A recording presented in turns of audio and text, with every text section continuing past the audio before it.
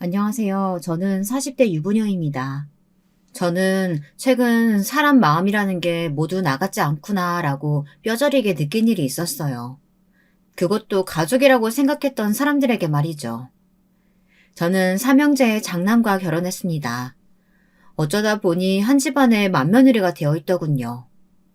남편과 저는 여행 중 운명처럼 만나 사랑에 빠져 결혼을 하게 됐습니다.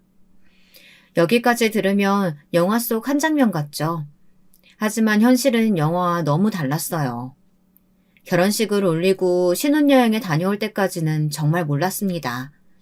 결혼 생활이라는 게 생각처럼 쉽지 않다는 걸요. 다행히도 저와 남편 사이에는 아무런 문제가 없습니다. 남편과는 사이가 아주 좋아요. 문제는 시댁 식구들이었습니다. 특히나 동서들과의 관계 때문에 제가 아주 골치가 아파요. 말씀드린 대로 저와 남편은 여행을 하다 만난 사이라 서로의 조건에 대해 전혀 모르는 상태에서 만났어요. 만나고 몇 개월 동안은 이름과 나이 말고는 별로 아는 게 없었습니다. 차차 남편과 가까워지면서 이런저런 이야기를 나누다 보니 남편네 집안이 모두 다 교육자 집안이라는 걸 알았어요. 시아버지는 대학 교수로 얼마 전 퇴직하셨고 현재 사회단체의 고문으로 계세요. 시어머니는 초등학교 교장 선생님이고요. 그뿐만이 아닙니다. 남편과 시동생들도 모두 다 학교 선생님이에요. 심지어 막내 시동생은 대학 교수고요. 남편에게 프로포즈를 받았을 때 저는 당연히 좋았지만 한편으로는 부담스러웠어요. 남편의 부모님께서 저를 어떻게 생각하실까 걱정됐거든요. 사실 우리나라에서는 여전히 조건을 많이 따지잖아요. 조건만 따지고 보면 제가 남편과 비교했을 때 많이 부족해요. 제가 대학을 들어가긴 했는데 사정이 있어서 중간에 그만뒀거든요. 엄연히 졸업을 못했으니 따지자면 고졸인 거죠. 반면 남편은 교육대를 나와 임용고시를 단번에 합격하고 현재 초등학교에서 아이들을 가르치고 있어요. 저는 혹시나 제가 고졸이라 부모님께서 반대하시면 어쩌냐고 남편에게 물었습니다. 남편은 당연히 그럴 리 없다고 저를 안심시켰어요. 우리 부모님 다 교육자시잖아. 그런 거 가지고 사람 판단하고 평가하실 분들 아니야. 남편 말대로 예비 시부모님들이 정말 그런 분들이기를 바랬습니다. 사실 제가 고졸인 거 말고도 부족한 게 많아요. 아버지가 어릴 때 일찍 돌아가셔서 어머니가 가장으로 사시느라 친척들 집 여기저기에 전전하며 어린 시절을 보냈어요. 그게 뭐가 문제냐 하시는 분들도 있겠지만 제가 지금까지 살아보니 주변의 시선이라는 게 참 견디기 힘든 거더군요. 아무리 친척이어도 친부모는 아니다 보니 눈칫밥을 먹을 수밖에 없었어요. 당연한 거죠. 어려운 형편에 저까지 입히고 먹이는 게 쉬운 일은 아니니까요. 그러다 보니 저는 어릴 때 일찍 철이 들었어요. 불만이 있어도 잘 참고 주변 사람들을 먼저 배려했습니다.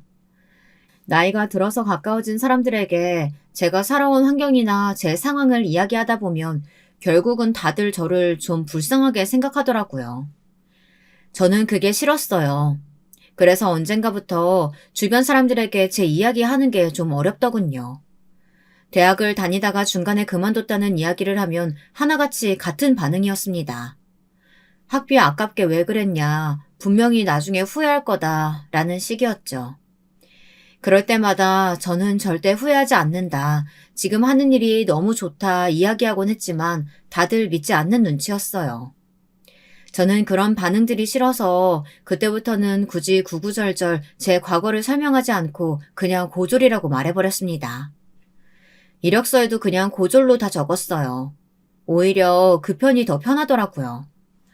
만약 저의 조건 때문에 예비 시부모님이 결혼을 반대하신다면 저는 견디기 힘들 것 같았습니다. 하지만 제가 사랑하는 사람과 결혼하기 위해서는 꼭 한 번은 넘어야 할 산이니 견뎌야 했죠. 저는 디저트 카페에서 빵과 케이크를 만드는 일을 했어요. 제가 일하던 카페가 그 동네에서는 제법 알아주는 곳이었지만 사실 젊은 사람들 사이에서나 유명한 거지 어른들이 알아주실 만한 일은 아니잖아요. 저는 예비 시부모님께 제가 하는 일에 대해 쉽게 소개해드리고 싶어 직접 만든 케이크와 쿠키들을 가지고 인사를 갔습니다. 제가 만든 쿠키와 케이크를 보고는 예비 시부모님도 처음엔 좋아하셨어요. 그런데 제가 고졸이고 현재 디저트 만드는 일을 카페에서 하고 있다고 이야기하자 살짝 표정이 달라지시더라고요. 거기다가 아버님이 안 계시고 어머님은 혼자 사신다는 이야기까지 하자 입을 딱 닫으셨어요. 물론 대놓고 제게 뭐라고 하신 건 아니지만 저를 100% 마음에 들어 하시는 것 같지는 않았습니다. 어머, 너무 예쁘게 잘 만들었다. 이런 걸 베이킹이라고 하는 거지? 그런 건 취미로만 하는 건 줄 알았는데 이걸로 돈도 벌고 대단하네. 대단하긴 한데 그래도 공부는 좀 더 하지 그랬어. 나중에 아이 낳고 그러면 후회할 텐데. 하긴 아버지도 없이 어머니가 혼자 벌어 자식 대학 보내는 게 쉬운 일은 아니지. 예비 시부모님은 두 분 다 선생님이라 그런지 딱 스승님처럼 말씀하셨습니다. 애써 좋게 포장해서 이야기하셨지만 어쩐지 대놓고 마음에 안 든다고 하시는 것보다 마음이 쓰였어요. 당시 남편은 부모님이 제가 마음에 들지 않아서 하신 말씀은 절대 아니라고 했지만 제 입장에서는 어쩔 수 없이 저를 받아주셨다는 느낌이 강했습니다. 남편이 저와 결혼하겠다고 단호하게 이야기했으니까요. 그래도 결혼 허락을 받기는 했습니다. 남편의 추진력으로 그 해에 바로 식을 올렸어요. 저는 시부모님께 보란듯이 더 열심히 일하는 모습을 보여드리려고 애썼습니다. 제가 아무리 제 일을 사랑하고 열심히 한다고 해도 시부모님이 생각하시기에는 제가 하는 일이 일반적인 직장이라기보다는 그냥 동네의 작은 가게에서 아르바이트 정도 한다고 여기시는 것 같았어요. 저는 얼른 돈을 모아 제 이름으로 된 가게도 내고 성공하고 싶었습니다. 그런데 그게 생각처럼 쉽지 않았어요. 결혼한 지 반년도 되지 않아 바로 제가 첫 아이를 갖게 됐습니다. 분명 저희 부부에게는 너무 좋은 일이었지만 걱정되지 않는 건 아니었어요. 시부모님은 제가 일을 그만두기를 바라셨습니다. 아니, 제가 일을 그만두는 게 당연하다고 생각하셨어요. 안 그래도 매일 새벽에 출근하고 주말에도 늦게까지 일하는 거 힘들겠다 싶었는데 이 김에 얼른 그만둬. 주변 가서 일하는 거라 엄연히 몸 쓰는 일인데 뱃속의 아기한테도 좋을 리 없잖아. 어머님이 걱정하시는 건 아는데요. 저랑 같이 일하셨던 다른 분들도 다들 만삭 때까지 일하셨어요. 거기다 요즘 가게가 워낙 바빠서 제가 지금 당장 그만두면 가게에 너무 민폐예요. 제가 몸에 무리되지 않는 선에서 다른 직원들이랑 잘 조율해 볼게요. 그때였어요. 제 말에 시아버지께서 하실 말씀이 있으신지 슬쩍 시어머니에게 눈치를 주시며 헛기침을 하시더군요. 세아가, 우리가 이런 말까지는 안 하려고 했는데 네가 하는 일은 언제든지 아무 때나 할 수 있는 일이잖니. 지금 잠깐 쉰다고 일반 직장인들처럼 경력에 문제 생기는 것도 아닌데 뭘 그렇게 고집을 피우니? 어머니, 제가 하는 일에 대해 잘 모르셔서 그러는데요. 디저트라는 게 워낙 손을 많이 쓰는 일이라 쉬면 금방 손이 굳어요. 지금 일하는 가게도 유명한 곳이라 아무나 들어갈 수 있는 것도 아니고요. 시어머니야 저를 걱정해서 하신 이야기겠지만 제게는 상처가 됐어요. 언제든지 아무나 할 수 있는 일이 세상에 어디 있답니까? 저는 시어머니와 잘 지내고 싶은 마음에 애써 제 생각을 차분하게 말씀드리려고 노력했습니다. 그런데 그때 잠자코 계시던 시아버지께서 나서셨어요. 내 딴에는 세아가 너를 이해해보려고 노력했다. 근데 도저히 안 되겠구나. 힘들게 하루 종일 사서 학교에서 애들 가르치는 네 남편 아침밥은 한 번도 안 차려주면서 남들 먹을 빵 만들어주겠다고 새벽에 나가는 게 말이 되니? 아버님, 저는 사랑하는 사람과 화목한 가정 만들기 위해 결혼한 거지 아버님 아들 아침밥이나 차려주겠다고 결혼한 게 아닌데요. 시아버지께서 제가 하는 일에 대해 하찮게 생각하시면서 남편 하는 일만 대단하다고 하시니 순간 저는 욱하지 않을 수가 없었습니다. 세아가 너야 그 악벌로 할 수 있는 일이 많지 않으니 간절할 만도 하지. 그 마음 모르는 건 아닌데 어쨌든 지금은 뱃속 아기 생각해서 그냥 때려치우고 집에서 네 남편 내조나 해라. 그 전에는 아닐 거라고 그럴 리 없다고 생각했지만 제가 임신 사실을 알았을 때 확실히 알았습니다. 시부모님은 겉으로는 저를 존중하는 척 하셨으면서 마음속으로는 제가 하는 일을 별거 아닌 일이라고 이미 단정짓고 계셨던 거죠. 아버님, 어머님이 생각하시기에는 제가 별 볼 일 없는 일에 괜한 힘 쏟고 있다고 생각하시는 것 같은데 제 일은 제가 알아서 하겠습니다. 그리고 뱃속의 아기나 남편 아침밥 같은 문제는 저희 부부 문제니까 저희가 상의해서 결정할게요. 그러니까 더는 제 일에 참견하지 마세요. 저는 순간 울컥하는 마음에 울분 섞인 목소리로 제 생각을 이야기했습니다. 당연히 시부모님은 어이없어 하셨죠. 저를 자기밖에 모르고 고집센 애로 생각하시는 것 같았어요. 그 정도를 가지고 결혼 생활이 뭐가 힘드냐고요. 그 일은 시작에 불과했습니다. 제 결혼 생활의 문제는 임신이나 출산, 시집살이 같은 게 아니었어요. 진짜 시작은 바로 동서들의 등장이었습니다. 시동생들이 결혼하면서 동서가 둘이 생겼는데 그때부터 저는 신세계를 경험했습니다. 동서 둘 다 시아버지와 아주 밀접한 관계가 있었어요. 동서들은 다 오래전부터 시아버지와 가깝게 지내시는 대학 교수분들의 자제들이었습니다. 시동생들과 동서들은 어릴 때부터 가족 모임에서 다 알고 지낸 사이였던 거죠. 1, 2년 사이에 둘 다 결혼했어요. 거기다가 동서들이 둘 다 대학 교수예요. 저는 결혼하고 나서 세상에 대학 교수가 이렇게 흔한가 싶을 정도로 저희 시댁에 발에 치이는 게 대학 교수였습니다. 물론 동서들 친정이 다들 좀 있는 집안이다 보니 동서들 능력에 비해 운 좋게 좋은 자리를 하나씩 차지하고 있는 것 같았지만 제가 뭘 어쩌겠어요. 자기들 입으로 교수라고 하니 그런가 보다 했죠. 그러던 어느 날이었습니다. 그날은 오랜만에 가족들이 다 모여 식사를 하는 자리였어요. 저는 일찍부터 시댁에 가서 식사 준비를 하고 있었습니다. 동서들은 다들 학교에 일이 많다면서 늦게 끝난다고 했어요. 시어머니도 퇴근하고 오신다고 했습니다. 저는 이미 익숙했어요. 동서들이 둘이나 생겼어도 항상 이랬거든요. 저는 차라리 집안일이 편했어요. 원래 음식하는 걸 좋아하기도 했고요. 어머, 이거 갈비찜 너무 야들야들하고 맛있다. 암튼 우리 큰며느리가 음식 하나는 기똥차게 한다니까. 그러니까요. 우리 형님은 이런 걸 언제 다 배우셨어요? 저는 나이만 먹었지. 지금까지도 주방에 들어가면 막 떨리고 긴장돼서 아무것도 못하는데. 요즘 세상에 여자들 다 일하고 능력 있는데 뭐하러 주방에 들어가니? 돈만 있으면 핸드폰으로도 다 배달되는 시대에. 역시 우리 아버님 확 열리신 분이라니까요. 제가 이래서 우리 아버님 존경해요. 어차피 가족들끼리 모여봐야 저는 할 얘기가 없었습니다. 식당 아줌마처럼 음식이나 만들고 상 차리는 게 훨씬 마음이 편했습니다. 저더러는 남편 아침밥 좀 안 차렸다고 그렇게 성을 내시던 시아버지가 동서들한테는 반찬도 하지 말고 시켜 먹으랍니다. 동서들은 능력이 있으니 그래도 된다고요. 시댁 식구들은 항상 저만 빼고 다들 화기애애했습니다. 다들 교육을 전공하고 학교에서 일하는 사람들이다 보니 만나면 이야기가 끊이질 않았어요. 남편은 중간에서 제가 어색해하지 않도록 중재해주려고 노력했지만 소용없었습니다. 이미 그들만의 세상이었거든요. 그리고 중요한 건 저는 그 사이에 별로 끼고 싶지도 않았습니다. 그럴 정신도 없었고요. 왜냐고요? 저는 어느새 아이 셋의 엄마가 되어 있었어요. 제 가게를 차려서 성공한다는 계획과는 달리 결혼하고 지금까지 내내 아이만 낳았습니다. 첫째 아들을 낳고 바로 다음 해 쌍둥이 딸을 낳았어요.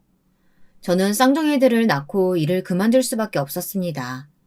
제가 너무도 좋아하던 일이기 때문에 어떻게든 그만두지 않고 버텨보려고 했지만 그만둘 수밖에 없었어요. 첫째 아이를 낳았을 때는 남편이 육아휴직을 쓰고 아이를 전담해서 돌봐준 덕에 가능했지만 쌍둥이는 차원이 달랐어요. 도저히 손쓸 방법이 없었습니다. 저와 남편은 혼자 사시는 친정어머니를 우리 집으로 모시고라도 육아를 부탁해보려고 했어요. 그런데 시어머니가 난리가 났어요. 그때 마침 동서도 조카를 낳은 지 얼마 안 됐을 때예요. 동서는 주말이면 시어머니에게 아기를 맡기러 자주 왔습니다. 그러다가 시어머니가 급하게 나갈 일이 생기거나 힘드시면 저를 부르셨죠. 제게 셋을 보든 넷을 보든 애 보는 거야 비슷하지 않냐면서 잠깐 봐달라고 하셨죠. 큰애 너 그게 무슨 소리니? 지금 우리 장남더러 처가살이 하라는 거야? 어머니 처가살이가 아니라 친정엄마가 저희 애들을 봐주시러 오시는 거죠. 형님 그렇게 안 봤는데 은근 여운해요? 이런 식으로 은근슬쩍 시골에 혼자 사시는 어머니 모시고 올라와서 같이 살려고 하는 거잖아요. 와 대단하다. 동서가 뭘 한다고 아는 척이야. 동서야말로 매일 주말마다 시댁에 애 맡기러 오면서 나한테 할 소리는 아닌 것 같은데. 저와 시어머니의 이야기에 동서가 끼는 상황이 저는 너무 싫었습니다. 동서야말로 얄미운 게 여행은 항상 친정 식구들이랑만 가면서 애는 시댁에 맡겼어요. 시어머니도 어이없는 게 우리 애들은 한 번도 안 봐주셨으면서 동선의 애들은 툭하면 봐줬다는 겁니다. 딴소리 할 거 없이 내 아들 처가살이는 절대로 안 돼. 네가 나가서 벌어봐야 얼마나 번다고 애 셋을 떼어놓고 일을 하니? 그냥 네가 그만두고 애나 봐. 시어머니의 말 한마디 한마디가 비수처럼 가슴에 꽂혔지만 어쩌겠습니까. 시어머니 말이 맞아요. 제가 너무 좋아하는 일이기는 하지만 냉정하게 생각해보면 대단하게 돈을 많이 버는 일도 아니고 주말에도 일해야 할 때가 많다 보니 아이 셋을 키운다는 게 현실적으로 가능하지 않았어요. 저는 결국 일을 그만두고 전업주부가 되었습니다. 아이들을 위해서는 어쩔 수 없는 선택이었지만 사실 저는 너무 아쉬웠어요. 그렇다고 결혼하고 아이들 낳은 걸 후회하지는 않습니다. 아이들을 위해서는 제가 곁에 있어주는 게 당연한 일이라고 생각했거든요. 이런 상황이다 보니 가족들끼리 모였을 때 제가 이야기에 낄 수가 없었죠. 그날도 주말이었습니다. 시댁에 잠깐 갔는데 막내 동서가 와 있더라고요. 함께 밥을 먹는데 첫째가 너무 칭얼거려 남편이 아이를 데리고 방으로 갔어요. 좀 달래고 오겠다고요. 그런데 그때 막내 동서가 눈치 없이 듣기 싫은 소리를 하더군요. 아유, 우리 아주버님, 일주일 내내 학교에서 애들한테 시달리고 와서 쉬는 날이라도 좀 쉬셔야 할 텐데. 쉬는 날까지 애들 셋 보느라 너무 고생이시다. 육아에 쉬는 날이 어딨어. 아빠면 당연히 해야지. 그거야 맞벌이 부부나 그렇게 하는 거죠. 형님은 직업이 주부잖아요. 그럼 당연히 평일이든 주말이든 형님이 다 알아서 하셔야죠. 동서는 애도 하나 안 낳았으면서 뭘 한다고 그렇게 아는 척을 해. 육아 해봤어? 막내 동서는 항상 입에 달고 사는 말이 절대 아이는 안 낳는다는 거였습니다. 애 낳으면 몸매도 망가지고 자기 시간도 없다면서요. 결혼할 때부터 막내 시동생과 딩크족으로 살기로 했다네요. 형님, 저 아동학 전공이에요. 제가 애는 안 낳았어도 이론상으로는 형님보다 빠삭하다고요. 아이고 첫째 너 힘들면 애들 데리고 먼저 집에 가라. 괜히 육아 스트레스 풀겠다고 피곤한 막내 앞에서 손윗동서 흉내내지 말고. 어머니, 제가 언제 손윗동서 흉내를 냈다고 그러세요. 동서가 먼저 저를 무시하니까. 어허 첫째, 너 어디서 감히 시어머니한테 꼬박꼬박 말대꾸야? 식구들 모인 자리에서 제일 큰 사람이 아주 잘한다. 그만하고 얼른 뒷정리나 해라. 만면이래가 돼가지고 동서들 아우르지는 못할 망정. 아이고. 아버지, 이 사람도 힘들어서 그러는 건데 왜 자꾸 재수씨 편만 드세요? 오늘도 이 사람이 음식 준비 다 하고 상도 혼자 다 차렸는데요.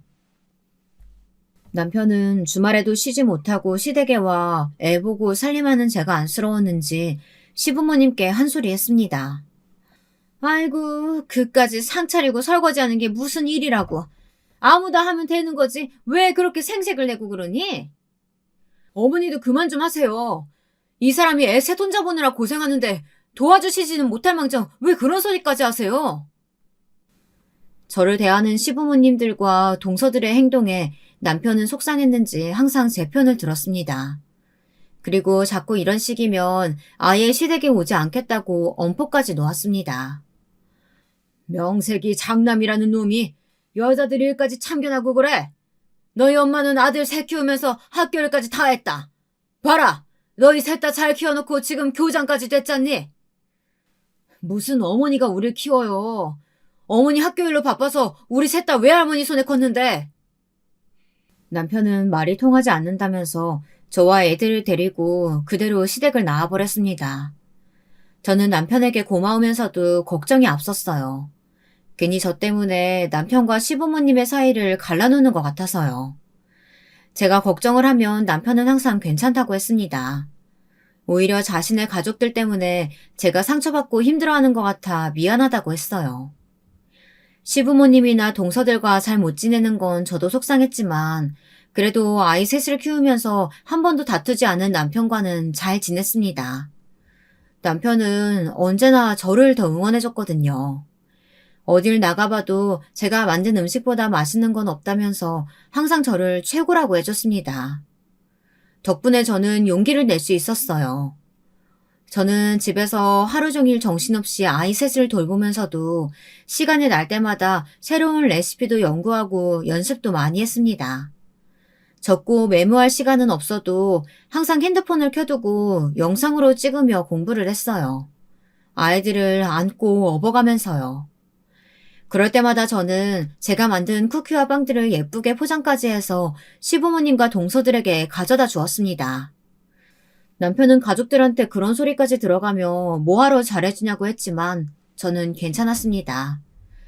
항상 저를 응원해주는 남편 덕분인지 저는 다른 사람들에게 무슨 소리를 듣더라도 제가 만든 음식을 함께 나눠 먹는 게 좋았거든요. 그래도 가족인데 자주 얼굴 보고 지내다 보면 언젠가는 자연스레 서로에 대해 이해하고 가까워지는 날이 있겠지 싶어서요. 하지만 그 길 또한 쉽지 않았습니다. 동서들과 거리를 좁히는 게 제 생각만큼 쉽지 않았어요. 동서 둘은 저 빼고 자주 만나는 것 같더라고요. 같이 저녁도 자주 먹는 것 같길래 한 번은 제가 먼저 같이 밥 먹자고 했습니다. 집으로 초대했어요. 제가 최근에 이사를 했거든요. 남편이 조금 한적한 동네로 발령이 돼서 그 김에 작은 주택을 사서 전원 생활을 시작했습니다. 저는 작게 텃밭을 꾸몄어요. 제가 인테리어에도 관심이 많아 하나부터 열까지 다 신경 써서 했습니다. 동서들은 이사한 우리 집이 부러운지 연신 예쁘다고 하고 제가 해준 음식도 잘만 얻어먹더니만 마지막에는 꼭 듣기 싫은 소리를 한마디씩 했습니다. 형님은 집에서 노는 게 적성에 맞으시나 봐요? 집도 매일 이렇게 가꾸고 한가롭게 쿠키나 굽고. 완전 부럽다. 적성은 무슨, 나도 당연히 나가서 일하고 싶지. 그리고 내가 워낙 부지런한 성격이라 애새 키우면서도 이 정도로 깨끗하게 유지할 수 있는 거야. 에이, 그거야 형님이 덜 힘드니까 그러는 거죠. 저도 취미로 뭐라도 배우고 싶은데 퇴근하고 들어가면 손 하나 까딱하기 싫을 정도로 힘들다고요. 밥도 안 챙겨 먹는다니까요. 맞아. 나도 딱 일주일만 형님처럼 집에서 놀았으면 좋겠다. 그러면 나도 형님네 집처럼 이렇게 예쁘게 꾸며놓고 한가롭게 쿠키 좀 구울 텐데. 형님도 SNS 같은 거 해보시지 그래요? 요즘 할 일 없는 아줌마들 많이 하던데. 할 일이 없기는 하루 종일 바빠서 앉아서 밥 먹을 시간도 없는데. 듣다 저도 너무 짜증나서 동서에게 한마디 하려던 그때였습니다. 막내 동서가 뒤에서 뭐라고 혼자 중얼거리는데 너무 작게 말해서 무슨 소리인지 모르겠더라고요. 그래서 제가 막내 동서에게 뭐라고 한 거냐고 나한테 말한 거냐고 물었습니다. 그러자 대뜸 막내 동서가 소리까지 내며 웃더군요. 그러더니 하는 말이 어이가 없었습니다. 아, 맞다. 저도 모르게 그만 영어로 얘기했네요. 저랑 둘째 형님은 만나면 가끔 영어로 얘기하거든요. 옛날 유학할 때 생각도 나고 해서요. 동서가 영어로 이야기해서 못 알아들은 게 아닌데 동서는 제가 영어를 몰라서 못 알아들었다고 생각하는 것 같더군요. 어이가 없었습니다. 말이 좋아 유학이지 둘 다 부모님 도움받아 장학금 내고 이름도 못 들어본 대학에서 돈 주고 학위 따온 거 제가 뻔히 아는데 잘난 척이 아주 하늘을 찌르더군요. 곧 죽어도 영어 못 알아들었다고 말하긴 쪽팔리나 봐요. 막내 동서는 제가 못 알아들은 줄 알았는지 다시 영어로 큰 동서에게 이야기하더군요. 어이가 없었습니다. 동서는 그래도 미국에서 한 3년 있었다고 하지 않았어? 발음이 하긴 3년 살았다고 원어민 같아질 거면 개나 소나 다들 미국에 있다 왔겠지. 형님, 그게 무슨 뜻이에요? 뭐 제가 개나 소라는 거예요? 어머, 내가 동서한테 한 말일 리가 있어? 동서는 영어는 잘하는데 한국말을 잘 못 알아듣나 봐. 저의 의도는 분명 동서들과 친하게 지내고 싶은 마음에 초대한 거였는데 제 마음처럼 되지 않네요. 손바닥도 마주쳐야 소리가 나는 거니까요. 동서들은 저랑 잘 지내고 싶은 마음이 조금도 없는 것 같았습니다. 그래도 막내 동서 덕분에 제가 한 가지 깨달은 게 있었어요. 바로 SNS입니다. 막내 동서 말대로 저도 한번 도전해볼까 싶었어요. 그러던 어느 날이었습니다. 쌍둥이들을 데리고 마트에 갔다가 시아버지가 좋아하시는 단감이 나왔더라고요. 저도 이게 병이에요. 시댁 식구 중에 제 생각하고 제 걱정해주는 사람은 아무도 없는데 저는 생각하지 않으려고 해도 뭐만 보면 꼭 시댁 어른들이 생각났습니다. 특히나 제가 아버지가 일찍 돌아가셔서 그런지 뭔가 시아버지께서 좋아하시는 것들을 보면 그냥 지나치질 못했습니다. 결국은 마트에서 단감 한 박스를 사서 시댁에 들렀습니다. 그런데 집에 아무도 안 계신지 조용하더군요. 저는 주방에 단감만 놓고 나올 생각이었어요. 그때였어요. 제가 주방에 단감을 놓고 나오려는데 쌍둥이들이 화장실 앞에서 소리를 지르더라고요. 저는 놀라서 화장실로 달려갔습니다. 그런데 글쎄 시아버지께서 화장실에 쓰러져 있더라고요. 쌍둥이들의 울음소리에 정신을 차린 저는 마음을 가다듬고 곧바로 구급차를 불렀습니다. 그리고 시어머니와 남편에게 차례로 연락했어요. 제가 바로 응급실에 가 있을 테니 그쪽으로 오라고요. 시아버지는 심근경색이었습니다. 조금만 늦었으면 정말 큰일 날 뻔했다네요. 시아버지는 응급실에 도착하자마자 응급으로 심혈관 수술을 받았어요.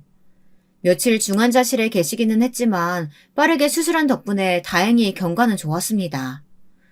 일반 병실로 옮기게 되니 한시름 놓게 되더군요. 그런데 문제가 생겼어요. 시아버지께서 2주 정도 더 입원하셔야 했는데 시아버지께서 절대 간병인과는 못 있겠다고 하시는 거예요. 당시에 코로나 때문에 병실에 들어올 수 있는 보호자는 딱 한 명밖에 안 될 때였어요. 보호자 한 명이 간호하기 시작하면 2주 동안 꼼짝없이 그 한 명이 계속해야 하는 거였죠. 시어머니는 학교 교장이시다 보니 그렇게 길게는 학교를 비울 수가 없었어요.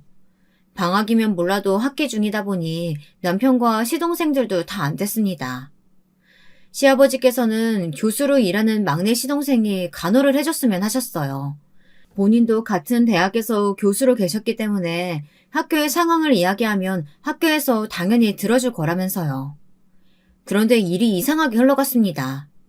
막내 시동생도 병원에 들어가기 싫어하는 눈치였고 결정적으로 막내 동서가 반대했습니다. 아버지도 아시잖아요. 저 예민해서 잠자리만 바뀌어도 잠도 잘 못 자고 혈압도 있어서 무리하면 안 되는 거. 철딱선이 없는 자식아. 아무리 그래도 아버지가 큰 수술 받고 입원하는데 지금 잠자리가 문제야? 시아버지는 아들이 셋이고 며느리가 셋이나 있는데 당신이 이런 대접을 받아야 하는 거냐고 속상해 하셨습니다. 결국은 남편까지 나서서 막내 시동생에게 이야기했어요. 상황이 어쩔 수 없으니 이번만 좀 고생해달라고요. 그러자 막내 동서가 벌떡 일어나 성을 냈습니다. 이런 일은 당연히 장남이나 맏며느리가 하는 거지 왜 말도 안 되는 핑계 대면서 막내더라 하래요. 막내라고 만만해요? 재수씨, 언성 높이지 마시고 이성적으로 생각해요. 당연히 내가 상황이 되면 내가 하죠. 그런데 갑자기 생긴 일이잖아요. 이럴 때일수록 가족끼리 상의해서 잘 이겨내야죠. 동서 말이 말도 안 되는 게 시아버지가 중환자실에 있다 일반 병실로 갈 때까지 다른 형제들은 병원에 코빼기도 안 비쳤습니다. 저와 남편이 계속 애들을 데리고 왔다 갔다 했어요. 어쩜 이럴 때만 장남이랑 맏며느리를 찾는 건지 어이가 없더군요.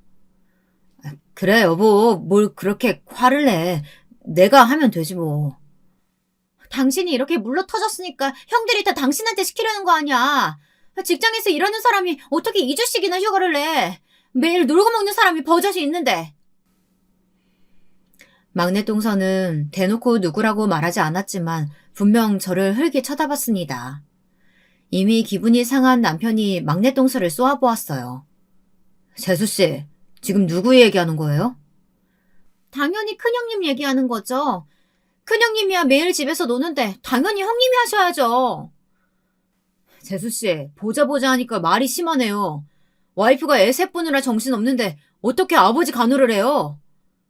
애들이야 아무나 보면 되죠. 그게 뭐 월급 받고 하는 일도 아닌데 뭘 그렇게 대단한 일이라고. 결국 폭발한 남편은 막내 동서에게 화를 냈습니다. 이런 사고방식으로 어떻게 대학에서 학생들을 가르치냐고요. 막내 동서와 막내 시동생까지 남편에게 언성을 높이기 시작하자 시아버지의 얼굴이 금방이라도 터지기 일보 직전이었습니다. 이 상황을 보다 못해 제가 나섰어요. 시아버지 수술할 때까지도 한 번도 코빼기도 안 보인 사람한테 간호 이야기해봐야 뭐 하겠어요. 그런 마음으로 아픈 사람 옆에 있어봐야 도움도 안 되지. 아버님 간호 제가 할 테니까 걱정 마세요. 제 말에 가족들 모두가 놀랐습니다. 사실 저도 제가 왜 그랬는지 모르겠어요. 그런데 아프신 분을 두고 간호를 한 해 만에 왈가왈부하는 게 싫었습니다. 자식이 아들 셋에 며느리가 셋이나 있는데 자식된 도리로서 누구든 하면 되는 거 아닌가요? 저는 어릴 때부터 가족의 품이라는 걸 잘 모르고 살아서 그런지 가족이 힘들고 아프면 서로 돕는 게 당연하다고 생각했습니다. 저희 친정엄마가 서울로 잠깐 올라오셨어요. 아이들은 남편과 친정엄마에게 맡기고 저는 시아버지를 간호했습니다. 남편과 시어머니는 저에게 고마우면서도 너무 미안했어요. 특히나 저에게 무관심했던 시어머니께서 하루에도 12번씩 전화가 왔어요. 그리고 지금까지 한 번도 아이들을 안 봐주시던 분이 제가 병원에 들어가자 쉬는 날마다 저희 애들을 봐주셨더라고요. 그네야, 너 정말 대단하다. 혼자 애 셋을 도대체 어떻게 키웠니? 나 정말 밥도 한 끼 못 먹고 화장실도 못 갔어. 시어머니는 며칠 아이들을 봐주시더니 제 고충을 좀 알아주시더라고요. 거기다가 지금까지 제가 너무 고생 많았다면서 앞으로는 주말에 한 번씩 아이들을 맡기래요. 당신이 도와주시겠다고요. 꼭 이런 걸 바라고 시아버지 간호를 한 건 아니었지만 저는 제가 간호하기를 참 잘했다는 생각이 들었습니다. 시어머니와의 관계뿐 아니라 시아버지와도 사이가 좋아졌어요. 처음엔 시아버지도 며느리라 좀 불편해하시는 것 같더니만 며칠 제가 살갑게 굴었더니 나중에는 편해하시더라고요. 제 밥이나 잠자리까지 괜찮은지 걱정해 주시면서 말이죠. 밤마다 제게 고맙다면서 세상에 저 같은 며느리는 없다고까지 하셨어요. 그렇게 2주 동안의 병원 생활을 마치고 시아버지는 퇴원했습니다. 퇴원한 날 시댁에 가족들이 모두 다 모였어요. 시어머니께서 특별히 저를 위해 맛있는 것들을 해주신다고 모두 다 부르셨대요. 저는 너무 좋아서 눈물이 날 것 같았습니다. 결혼하고 시댁에서 이런 대접은 처음이었으니까요. 식사하는 내내 너무 좋았습니다. 병원에서 잘 씻지도 못하고 잠도 못 잔 건 기억도 나지 않을 정도로 좋았어요. 그런데 동서들은 그게 또 안 입고 왔나 봐요. 제가 설거지하려고 주방에 들어가려는데 제 뒤에서 뭘 속닥거리더군요. 능력이 없으니까 몸으로 때우려고 아주 발악을 한다, 발악을. 동서, 지금 나한테 하는 소리야, 설마? 어머, 제가 무슨 소리를 했다고 그러세요? 동서 내가 뭐라고 했어? 아니요, 저는 아무 소리 못 들었는데요. 큰형님이 뭐가 찔리는 게 있으신가 봐요. 괜히 제발저리시나? 동서들은 분명 저더러 들으라고 떠들어놓고 이제는 아예 아무 말도 안 한 척까지 하더군요. 정말 중학교 일진들도 아니고 유치해서 봐줄 수가 없었습니다. 그렇게 샘나면 동서들이 아버님 간호하러 들어가지 그랬어. 거길 저희가 뭐하러 들어가요? 우리 아버지가 아프다고 하셔도 들어갈까 말까인데. 그러게요. 나 대학 보내주고 교수 만들어준 우리 아버지가 입원한다고 해도 고민되는데 시아버지 간호는 좀 오바죠. 내가 언제 너희들한테 간호해달라고 사정했냐? 어디 감히 며느리들이 모여서 시아버지 아픈 걸 가지고 뒤에서 속닥거려? 너희 친정에서 그렇게 가르쳤냐? 하필이면 그때 주방에 들어오신 시아버지가 동서들의 이야기를 들으셨어요. 시아버지는 아직 몸이 다 회복되지 않으신 상태에서 소리를 질렀더니 머리가 아프신지 머리를 부여잡고 밖으로 나가버리셨습니다. 혀를 끌끌 차시면서요. 그러면 뭘 해요? 동서들은 전혀 알아듣지를 못하는데요. 한편으로는 동서들이 참 대단했습니다. 저와 달리 어려서부터 부모 눈치 안 보고 살아 그런지 시아버지가 호통을 치셔도 입술이나 삐죽거릴 뿐이지 신경도 안 쓰더군요. 아버님도 참, 지금이 조선시대도 아닌데 왜 툭하면 저렇게 고루한 소리를 하시는 거야. 그러니까요. 저런 분이 어떻게 대학에서 학생들 가르치셨나 몰라요. 동서, 존경한다고 아버님 앞에서 알랑방귀 낄 때는 언제고 잠깐 안 계시다고 그런 막말을 하는 거야? 애들도 있는데 말들은 좀 가려서 해. 동서들은 철이 없어도 너무 없었습니다. 아무리 결혼 전까지 부모 그늘에서 사랑만 받고 컸다고 해도 그렇지 저건 사랑을 많이 받아서가 아니라 그냥 개념이 없는 것 같았습니다. 대학에서 학생들을 가르칠 게 아니라 본인들이 한참은 더 배워야 할 것 같았어요. 그러던 어느 날이었습니다. 그날은 시아버지의 칠순 생신 파티 날이었어요. 파티 준비는 제가 다 맡아서 했습니다. 시부모님은 누가 준비하든 상관없으신 것 같았지만 파티 준비만큼은 제가 하겠다고 먼저 나섰어요. 파티만큼은 자신 있었거든요. 저는 만만의 준비를 다 했습니다. 집에서 지인들을 불러 간단하게 식사하고 싶으시다는 시부모님의 의견에 맞게 제가 이것저것 준비해 집안을 꾸미고 음식들도 전부 다 제가 준비했어요. 첫째야, 이걸 다 정말 네가 준비한 거야? 아유, 누가 보면 업체라도 부른 줄 알겠어. 제가 워낙 꾸미고 만드는 걸 좋아하잖아요. 음식도 제 나름대로 준비해봤는데 어머님이 맛 좀 한번 봐주세요. 시어머니는 제가 한 음식들을 보고 입을 쩍 벌리셨습니다. 이렇게 많은 걸 어떻게 혼자 다 했냐고요. 너무 고생했다고 손을 잡아주셨어요. 몇 달 전까지만 해도 상상할 수 없는 일이었죠. 그래도 제가 시부모님을 위해 마음 쓴 게 통하는 것 같아 기분이 좋았습니다. 시아버지께서 교수로 계실 때 함께 학교에 계셨던 직원분들도 오신다고 해서 이것저것 신경 쓰기는 했는데 한 달 전부터 준비한 보람이 있었어요. 저는 마지막까지 실수하지 않기 위해 접시며 물잔 하나하나까지 꼼꼼히 확인했습니다. 그런데 그런 제 모습이 동서들 눈에는 예뻐 보일 리 없었죠. 동서들은 저를 아주 탐탁지 않아 하는 눈으로 쳐다보더니 결국 또 제 신경을 거슬리게 하더군요. 돈 주고 사람 불리면 될 일을 가지고 뭘 이렇게 유난을 떠셨어요? 형님은 누가 보면 며느리가 아니라 시녀인 줄 알겠어요? 동서는 형님한테 시녀가 뭐야? 이벤트 회사 직원이면 몰라도. 도대체 뭐가 재밌다는 건지 동서들은 자기들끼리 떠들며 웃어댔습니다. 재수없는 동서들이 저러는 게 뭐 하루 이틀 일인가요? 이제는 놀랍지도 않았습니다. 시녀든 이벤트 회사 직원이든 뭐면 어때? 아버님 어머님이 좋아하시면 그거로 된 거지. 저는 아무렇지 않다는 듯 웃었습니다. 그래도 시아버지 생신날인데 며느리들끼리 굳이 얼굴 붉혀봐야 좋을 거 없으니까요. 제가 손님들을 맞이하러 나가려던 그때였습니다. 이 망할 놈의 동소년들이 둘이 또 제 뒤에서 영어로 떠들었어요. 이제는 속닥거리는 정도가 아니라 아주 만천하에 다 들릴 정도로 실실 웃으며 떠들어댔습니다. 시부모님이 며느리 대접 좀 해준다고 아주 신나서 꼬리 흔드는 것 좀 봐. 누가 보면 이 집에서 키우는 애완견인 줄 알겠네. 내버려 두세요. 배운 거 없이 멍청해서 굳이 자기가 강아지든 시녀든 하겠다는데 저희 대신해서 알아서 다 해주면 저희야 좋죠 뭐. 하긴 고졸의 집에서 애나 키우던 아줌마가 손님들 있는데 나가봐야 말도 못 섞을 텐데 차라리 그냥 주방에 처박혀 음식이나 나르라고 하지 뭐. 가만 보면 동서들은 생각만 짧은 게 아니라 말귀도 잘 못 알아듣는 것 같아요. 제가 그렇게 제 뒤에서 저를 가지고 속닥거리지 말라고 여러 번 경고했는데 끝까지 못 알아듣고 눈치 없이 굴더군요. 더는 참아줄 수 없었습니다. 이 거지 같은 년들에게 본때를 보여줘야겠더군요. 눈에는 눈, 영어에는 영어였습니다. 큰 동서는 그나마 국립대 나왔다 그랬고 막내 동서는 경기도에 있는 대학 나왔다고 했지? 어느 대학이라고 했더라?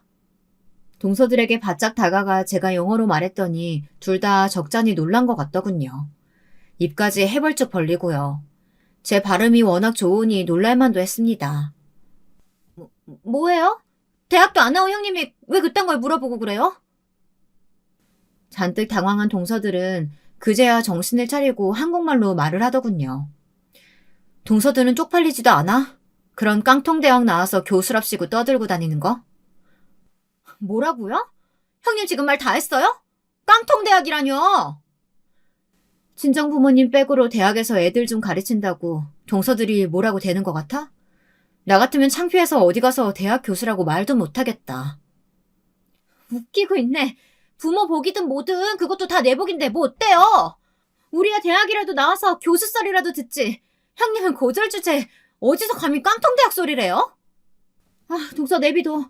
형님이 얼마나 속상하시면 저러겠어.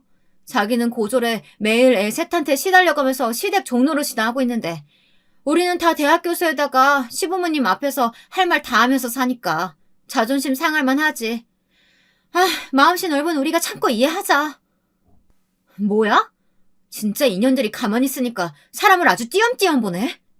저는 무식한 동서들을 도저히 인간적으로 대해줄 수가 없었습니다. 어머머, 형님. 아무리 무식해도 그렇지 인연이 뭐예요, 인연이? 무식한 건 인연들이지, 인연들아. 어디서 개똥 같은 대학 나온 것들이 내 앞에서 명함을 내밀어. 나 서울대 의대 다닌 여자거든? 저는 결국 폭발하고 말았습니다. 곧바로 큰 동서에게 다가가 뺨을 날려줬어요. 막내 동서도 동서였지만 항상 제 옆에서 깔짝깔짝거리는 큰 동서가 거슬렸거든요. 제가 제 입으로 말하기 뭐해서 지금까지 말하지 않았지만 저 서울대 의대를 3년이나 다닌 사람이에요. 삼류대학 나와서 낙하산으로 교수 타이틀 딴 년들하고는 차원이 다르다고요. 저런 년들한테 절대 무시당할 사람이 아니라는 겁니다. 서울대 의대라고요? 형님, 아무리 다급해도 그렇지 무슨 그런 말도 안 되는 거짓말을 하세요. 뭐야, 왜 또 소란들이야? 그때였어요. 입구에서 손님들을 맞이하고 계셨던 시아버지가 저희끼리 다투는 소리를 듣고 오셨더라고요. 동서들은 얼굴이 빨개져서는 시아버지에게 다가가 제 이야기를 했습니다. 제가 서울대 의대를 나왔다고 거짓말을 한다면서 동서 둘이 아주 깔깔 웃어댔어요. 그러자 시아버지께서 동서 둘에게 정색한 얼굴로 버럭 소리를 지르셨습니다. 둘째랑 막내, 너희 손이 사람한테 그게 무슨 말버릇이야? 그리고 우리 큰며느리 서울대 의대 출신 맞거든? 개뿔도 모르는 것들이 어디서 감히 우리 큰며느리를 비웃고 있어? 시아버지는 제가 서울대 의대를 다녔다는 사실을 알고 계셨습니다. 얼마 전 병원에 입원하셨을 때 제가 제 동기들에게 연락을 했어요. 제 친구들 중에 벌써 외과 교수를 단 친구들이 몇 있었거든요. 시아버지의 응급수술을 맡아서 해준 교수도 제 친구였습니다. 저는 학창시절 내내 공부만 했어요. 다른 낙은 없었거든요. 그러다 운 좋게 서울대 의대를 들어가긴 했는데 적성에 맞지 않았습니다. 거기다가 워낙 형편이 좋지 않다 보니 그 비싼 의대 학비를 감당할 수가 없었어요. 의대 다니면서 아르바이트하는 사람은 거의 없지만 저는 해야 했습니다. 그러다가 우연히 디저트 가게에서 아르바이트를 했는데 제게 신세계였습니다. 배우면 배울수록 너무 재밌고 행복했어요. 그래서 결국 서울대를 그만두게 된 겁니다.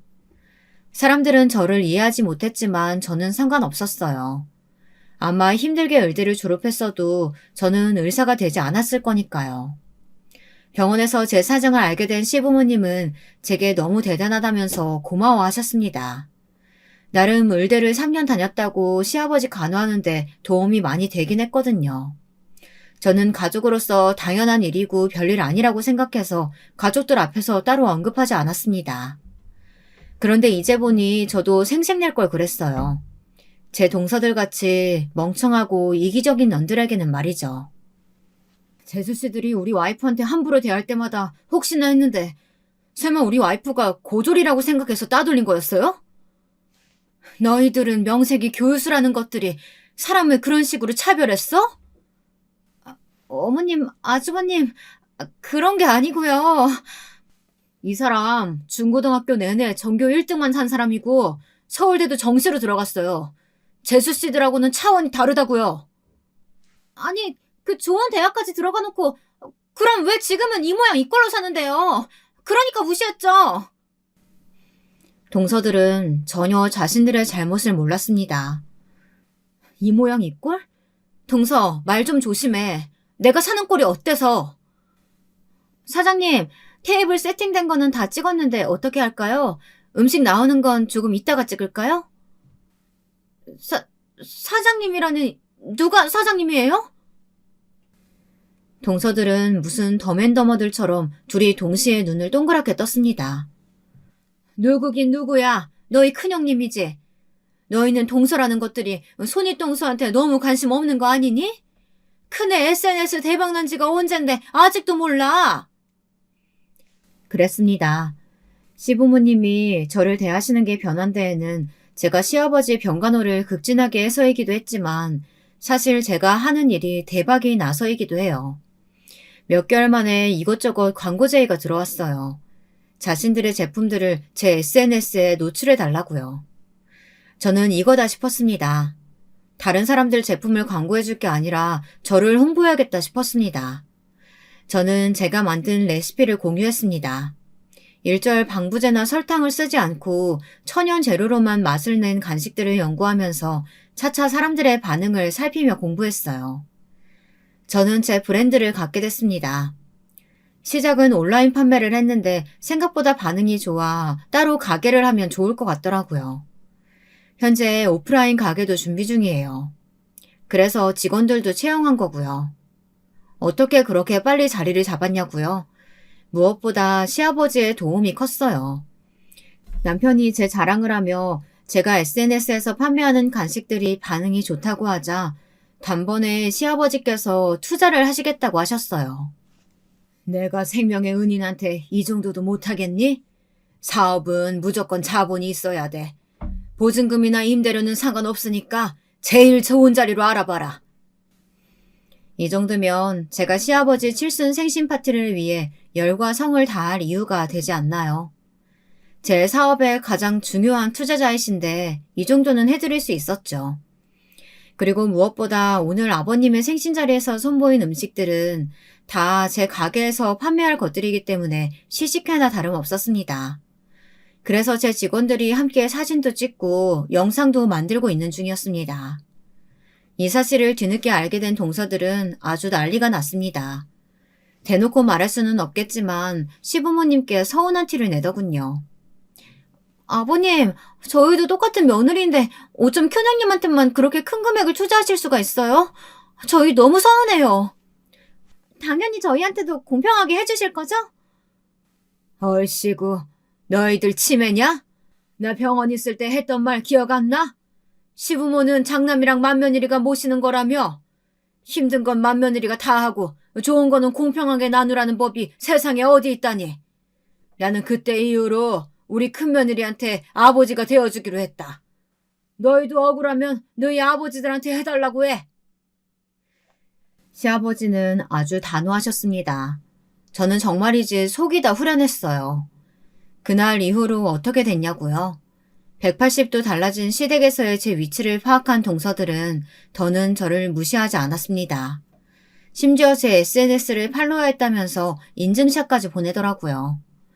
예전에는 둘이 아주 저 하늘을 따돌리느라 열심히 하더니만 최근에는 둘 다 저와 친하게 지내려고 무진장 애들을 씁니다. 둘이 싸우면서까지요. 가게 오픈식 날 와서는 서로 먼저 저와 사진을 찍겠다고 난리더군요. 학교 학생들까지 데리고 와서 저와 찍은 사진을 곧바로 SNS에 올리고 아주 난리도 아니었어요. 우리 형님 서울대 의대 다니다가 디저트에 푹 빠져서 단번에 그만두고 디저트계에 한 획을 그으신 분이잖아. 최근에 백화점 입점 얘기까지 나온다니까? 형님, 우리 형님 소리 민망하지도 않으세요? 사람이 어쩜 그렇게 태세전환이 빨라요? 동서야말로 학교도 멀면서 무슨 빵 먹으러 여기까지 와. 나랑 형님이랑 친해지는 게 어지간히 샘나나 봐? 그만 좀 싸우고 가게 바쁘니까 서빙이나 좀 도와. 저와 동서들은 나름 잘 지내고 있습니다. 저러다 또 언제 둘이 붙어 저를 괴롭힐지 모르지만 그래도 이제야 좀 질서가 잡힌 것 같기는 해요. 저는 앞으로도 요즘만 같으면 너무 행복할 것 같아요. 우리 아이들과 가족들 모두 건강하고 가게도 지금처럼 계속 잘 되면 말이죠. 여러분도 언제나 하고 싶은 일 다 하시면서 좋은 일들만 가득하시길 바라겠습니다. 지금까지 저의 긴 이야기 들어주셔서 감사합니다. 안녕하세요. 저는 곧 60대에 접어드는 평범한 한 여자입니다. 많은 분들의 살아가는 이야기를 들으며 울다가 웃다가 하다 보니 저도 몇 년 전에 있었던 너무나 통쾌했던 이야기를 해보고 싶어졌어요. 꽤 긴 이야기가 될 것 같네요. 재미있게 들어주시면 감사하겠습니다. 저는 막 시골에서 상경해서 도시에 터를 잡으신 부모님 덕에 제법 큰 도시에서 자랐습니다. 부모님은 재래시장에서 야채 장사를 하셨어요. 부모님은 성실하게 재산을 조금씩 늘려가셨어요. 저는 공부에는 별 흥미가 없었기 때문에 겨우겨우 고등학교를 마치고 여기저기 쏘다니면서 즐겁게 20대를 보냈습니다. 그러다가 엄마를 따라갔던 교회에서 한 오빠를 만나게 되었어요. 엄마가 교회를 다니기 시작하면서 저도 다니게 되었거든요. 사실 저와 그 오빠를 연결시키려고 두 팔 걷어붙이고 나선 것은 오빠의 어머니셨는데 교회에서 가끔 마주치면 항상 밝게 인사를 하시고 저희 모녀에게 너무나 친절하셨기 때문에 부모님은 예비 시어머니가 되실 분에 대해 좋은 인상을 가지고 계셨어요. 또 오빠네 집이 재산은 별로 없지만 직장은 제법 큰 회사를 다니고 있었기 때문에 우리도 사는 게 나쁘지 않으니 큰 욕심 안 부리는 게 좋을 수도 있다고 생각하셨던 것 같아요. 돈보다는 사람이 우선이라는 생각이셨죠. 저도 가끔 마주치면 꾸벅 고개를 숙여 목례를 하던 키가 크고 준수한 외모의 오빠가 싫지 않았고 결혼을 통해서 뭔가를 얻고 싶다거나 그런 욕심도 딱히 없었기 때문에 지금껏 그랬던 것처럼 부모님의 말씀을 따르기로 했습니다. 부모님이 알아보신 바로는 저의 시댁이 될 집안은 평판이 좋았습니다. 형편이 어려운 어르신에게 식사를 자주 챙겨드린다는 이야기, 또 고아원을 방문해 정기적으로 후원한다는 이야기 등등 빠듯한 형편에도 다른 사람을 돕는 일에 언제나 앞장서서 나선다는 이야기들이었어요. 인품을 가장 중시하셨던 부모님은 그런 부모 밑에서 자란 아들이 얼마나 반듯하겠냐며 살면서 내 딸 서럽게 하진 않을 것 같다고 그 집에 저를 시집 보내기로 결정하셨죠. 그래서 저는 양가 부모님들의 추진으로 결혼을 하게 되었습니다. 몇 개월간의 신혼생활을 거쳐 저는 25살이 채 되지 않은 나이에 결혼을 하자마자 아이를 가졌어요. 저의 아이는 아들이었습니다. 저는 입덧으로 고생을 하고 거기에다 혈압도 가족력 때문에 조금 높고 임신 당뇨까지 오는 바람에 고생을 많이 했죠. 당뇨 증상이 심해지면 아이에게도 당뇨가 갈 수 있다고 하기에 식단을 철저히 조절해서 먹고 밥을 먹고 나서 열심히 걸어 다니는 등 남들은 임신해서 맛있는 거 많이 실컷 먹는다는데 저는 오히려 먹을 수 없는 것이 많아서 고생을 했습니다.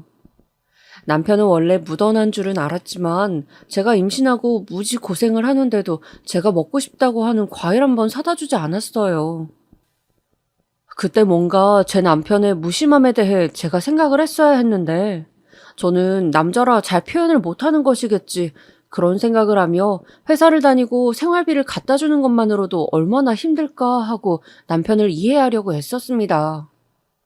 남편보다 오히려 결혼하고 나서 신우와 더 친해지게 되었는데 신우는 남편보다 6살이 많은 분이었어요.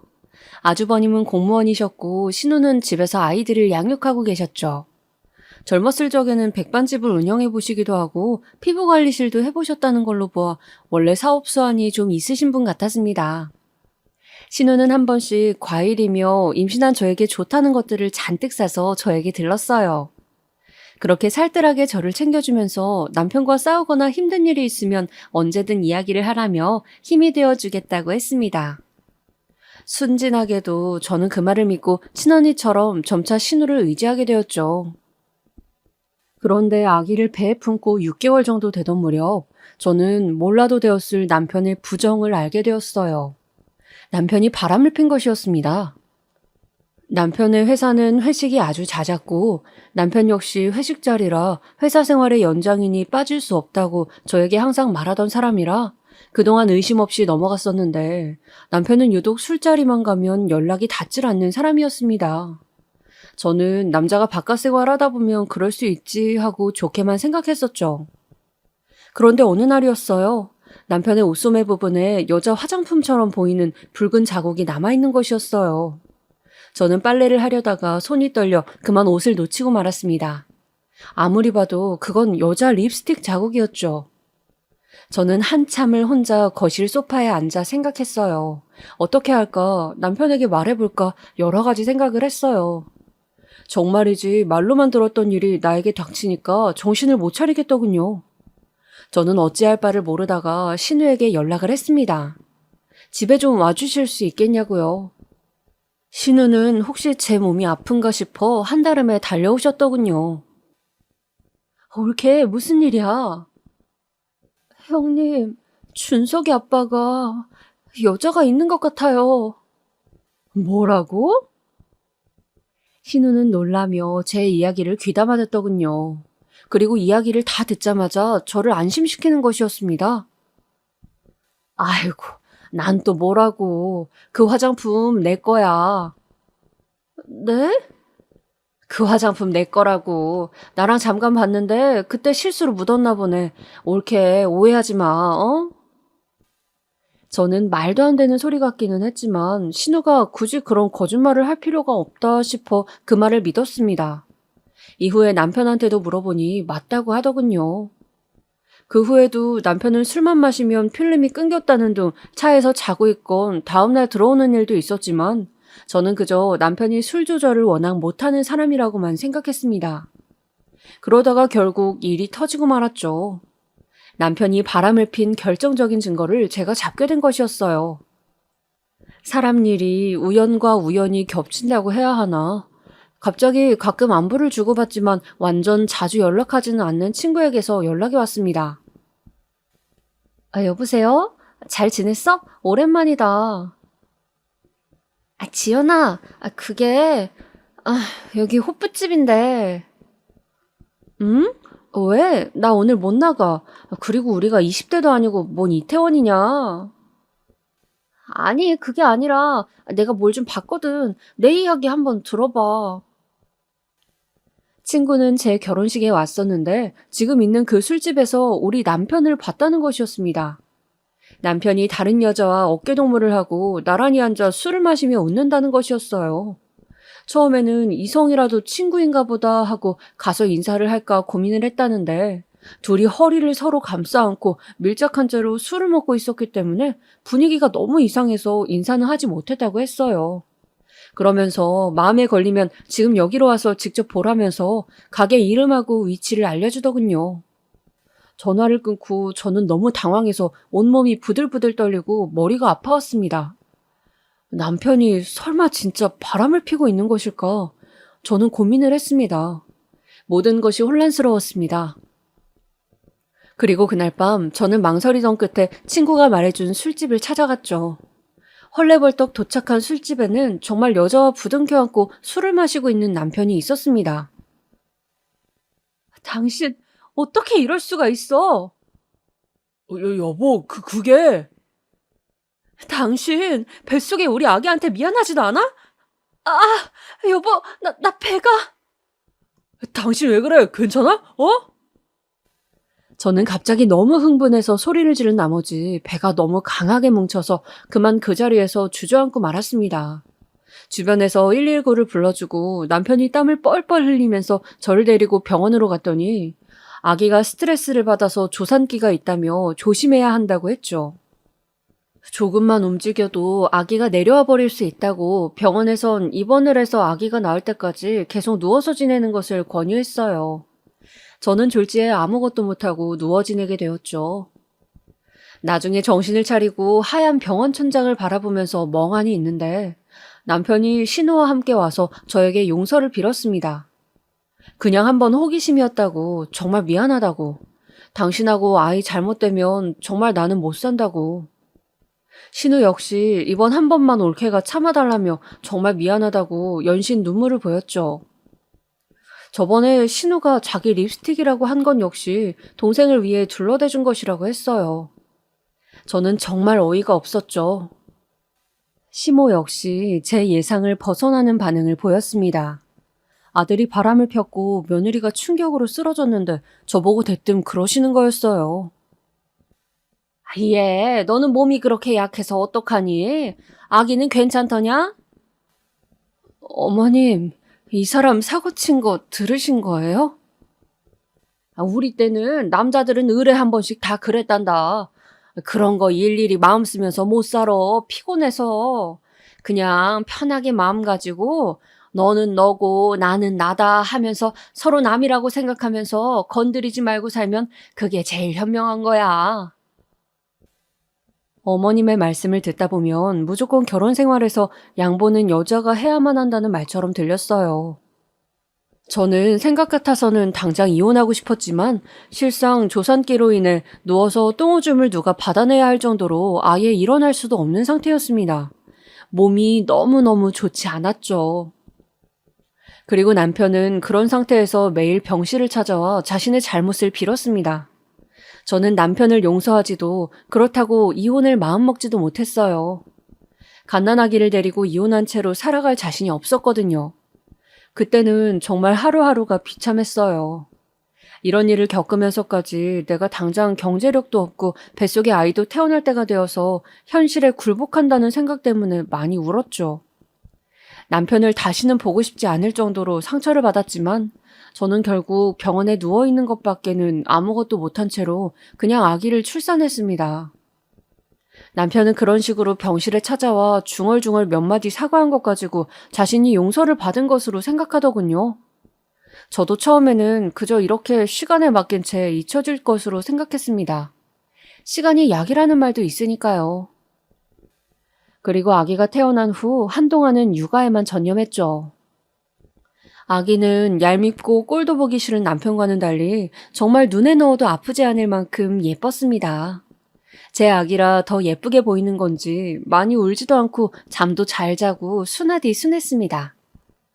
옹알이하는 모습이며 저를 보고 웃는 모습, 저에게 안기는 모습이 아직도 눈에 선할 만큼 너무도 순하고 예쁜 아기였죠. 이유식 투정 한 번 없이 항상 제가 만든 이유식도 잘 먹어주었고 잠잘 때도 머리만 대면 자서 힘든 일이 없었습니다. 저는 아기 옆에 붙어 자면서 많은 마음의 위안을 얻었어요. 남편이 저에게 준 상처를 어쩌면 아기를 보면서 잊으려 했는지도 모르겠습니다. 자라면서도 제 아들은 항상 저를 미소 짓게 했습니다. 어릴 때도 그렇게 말을 잘 듣더니 유치원이나 학교에서 항상 선생님의 칭찬을 독차지하는 아이였습니다.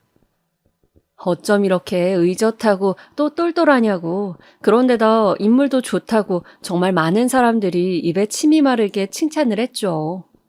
저도 그런 제 아들이 너무 자랑스러워서 지금 생각해보면 민망한 짓이었지만 자식 자랑도 많이 하고 떠들며 키웠던 것 같아요. 제 눈에는 한없이 잘나고 또 예뻐 보였으니까요. 반면에 저에게 큰 실수를 한 남편은 날이 갈수록 보기가 싫어졌어요. 아기를 보면서 또 시간이 약이겠지 하면서 이겨내보려고 했지만 계속 술을 마시면서 주정을 하고 다니며 회사가 어려워지자 급기야 회사도 덜컥 그만둬버렸습니다. 그리고 매일 술에 의지하기 시작했어요. 그것도 차라리 혼자 조용히 술만 먹고 말면 그만인데 고주망태가 되어서는 항상 저에게 시비를 거는 것이 문제였습니다.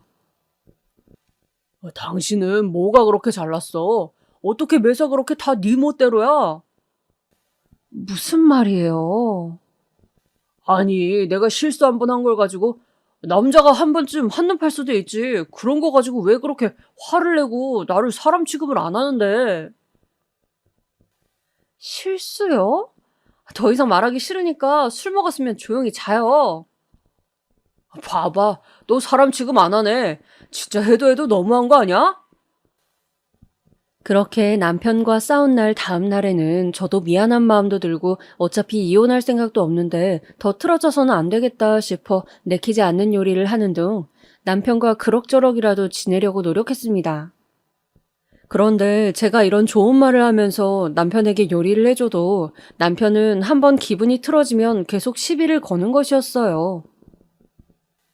여보, 내가 여보 좋아하는 갈비찜 해뒀어요. 요즘 제가 좀 신경을 못 써서 죄송해요. 아, 그래? 갈비찜? 전 그러면 한 그릇 줘봐. 여기 어서 드셔보세요. 아우, 짜. 이걸 음식이라고 한 거야? 집에서 놀면서 제대로 하는 게 뭐야 도대체? 당신 방금 그걸 힘들게 만든 건데 무슨 말을 그렇게 해요? 그러면 나가서 돈 벌어오는 것보다 어려워? 지금 회사 관두고 내가 압박이 얼마나 심한지 알아? 요리 하나 제대로 못해. 저는 기가 막히고 코가 막혔습니다. 제가 아무 말도 못하고 눈물을 흘리자 남편은 제 꼴이 보기 싫다며 박차고 밖으로 나가버렸어요. 그리고 그 후 3일간을 집에 들어오지 않았죠. 저는 집에서 왜 우리 부부 사이가 이렇게 되었을까 생각하고 또 생각해 보았습니다. 그런데 아무리 생각해도 뭐가 문제인지 잘 알 수가 없었어요. 저는 아무것도 실수나 잘못을 한 것이 없었거든요. 그런 생각들을 하자 한없이 우울해졌습니다. 그리고 그런 우울한 순간에 내 결혼 생활의 유일한 의미는 바로 자식이었죠. 똑똑하고 착하게 잘 커가고 있는 내 아들. 그렇게 저는 어쩌면 껍데기만 부부의 형태를 유지한 채로 살아가고 있었습니다. 그 후 남편은 한동안 집에서 놀더니 하고 싶은 일이 있다면서 제가 말리는데도 빚을 내더니 사업이랍시고 화장품 판매를 시작했어요. 그런데 남편이 판다는 화장품은 조금 다단계 같은 느낌의 회사였습니다. 방문을 하면서 고객 한 명 한 명에게 판매를 하는데 남편 밑으로 직원들이 들어오면 남편이 무슨 인센티브를 받는다고 했어요. 그래서 남편은 사업을 설명한다는 둥 하면서 없는 형편에 양복을 빼입고 중고차까지 뽑아서 번지르르하게 차리고 다니면서 약속이 있다고 집에 잘 들어오지 않았습니다. 그리고 사업이 잘 되기만 하면 당신은 그때부터 나한테 할 말 없을 거라며 큰 소리를 치더군요. 그 말과 달리 가져다 주는 돈은 오히려 회사 다닐 때보다 줄었고 들쭉날쭉했습니다. 결국 저도 어쩔 수 없이 다른 소일거리를 찾아야 했습니다. 아들은 점점 더 커가고 학원이며 뭐며 다달이 나가는 돈은 많아지고 있었으니까요. 친정 부모님께 사정을 말씀드리자 엄마는 시장에 있는 점포 가게 일을 그럼 같이 하자고 말해주셨어요. 그래서 저는 틈틈이 시장으로 가서 야채를 사고 팔면서 아르바이트를 했습니다. 그런데 그러다가 친정 부모님 건강이 나빠지셨어요. 두 분이 함께 고속도로를 타고 어디 다녀오시다가 오중 추돌 사고가 크게 나는 바람에 허리가 많이 상하신 것이었습니다. 엄마는 특히 조금만 무리를 하면 허리가 많이 아프다고 하셨어요. 병원에 가서 무슨 주사를 맞았더니 낫는 듯 하더니만 몇 달이 지나니 또 아프다고 하시고 야채 나르는 일도 힘들어 하셨습니다. 저는 최대한 엄마 가게 일을 제가 다 하려고 했지만 저도 저 혼자 하기에는 힘이 벅찼죠. 그러다가 마침내 엄마가 드러누워 버리셨습니다. 아빠 역시 혼자 가게를 이어갈 형편은 안 된다며 저에게 권리금을 얼마라도 준다면 그냥 네가 가게를 운영하게끔 넘기겠다고 하셨어요. 저는 차마 부모님께 돈이 하나도 없고 매달 살아가기에 급급하니 권리금 없이 넘기라고 말할 수가 없었습니다. 부모님이 그동안 고생해서 이어가던 점포였으니까요. 그런데 그렇다고 제가 돈을 마련할 길도 없었죠. 그래서 주변 지인들한테 혹시 권리금을 잘 내고 가게를 인수할 사람이 있는지 찾아봐 달라고 부탁을 했습니다. 그랬더니 우리 아들과 같은 학교 친구 엄마였던 동네 부동산을 하시는 엄마가 아는 분이 이 가게에 관심을 보인다며 연결을 해주셔서 결국 부모님은 권리금을 받고 가게를 넘기게 되었죠. 그 권리금이 바로 부모님의 노후 자금이 될 것이기 때문에 제가 보태드릴 수 없는 형편인지라 그나마 좀 마음이 덜 무거웠습니다. 그 후로 저는 다른 아르바이트를 찾으면서 부모님을 한 번씩 보살펴드리러 다녔어요. 반찬과 식사를 좀 챙겨드리고 들여다봐드리고 하루를 시작해 적당한 아르바이트를 찾았어요. 한동안은 마트도 다니고 또 한동안은 쇼핑백 접기나 인형 눈알 붙이기 등 아무나 쉽게 할 수 있는 일 위주로 일을 구했죠. 제가 별다른 기술이나 학벌이 없었기 때문에 어쩔 수가 없었어요. 생활이 너무 빠듯했어요. 아이는 어느새 훌쩍 자라 고등학생이 되어 있었죠. 저는 우리 아들만큼은 남들 다 하는 것처럼 대학 입시에 필요한 학원도 다니고 싶은 만큼 다니게 하고 또 대학 등록금 걱정도 안 하게 해주고 싶었어요.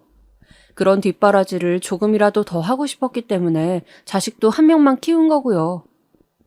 그런데 상황이 너무 안 좋은데 아들은 곧 고3이 되는데 저는 속이 바짝바짝 타들어갔습니다. 식당 일이 돈이 세다고 하던데 식당 일을 구해볼까 하는 생각도 들었어요. 그런데 원래 체력이 약하다 보니 전에 잠깐 했던 청소일도 너무 힘들어서 못 견뎠었는데 식당 일을 할 수 있을지 걱정이 좀 앞섰습니다.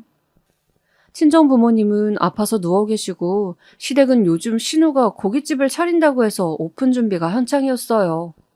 명절 때 같이 전을 부치면서 신우 언니가 요즘 어떻게 지내냐고 하시길래 제 상황을 대충 말씀드렸죠.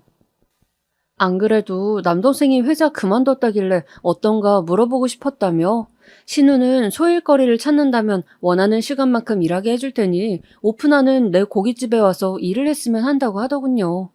돈은 섭섭지 않게 넣어주겠다고 했습니다. 저는 제 사정을 좀 봐주면서 고깃집 일자리를 주겠다는 신우의 말이 그때는 참 고마웠습니다. 실제로 신우가 다른 가게에서 일하는 돈보다 20만 원 정도를 더 챙겨주기도 했고요. 그렇게 저는 난생 처음 고깃집 일을 해보게 되었습니다.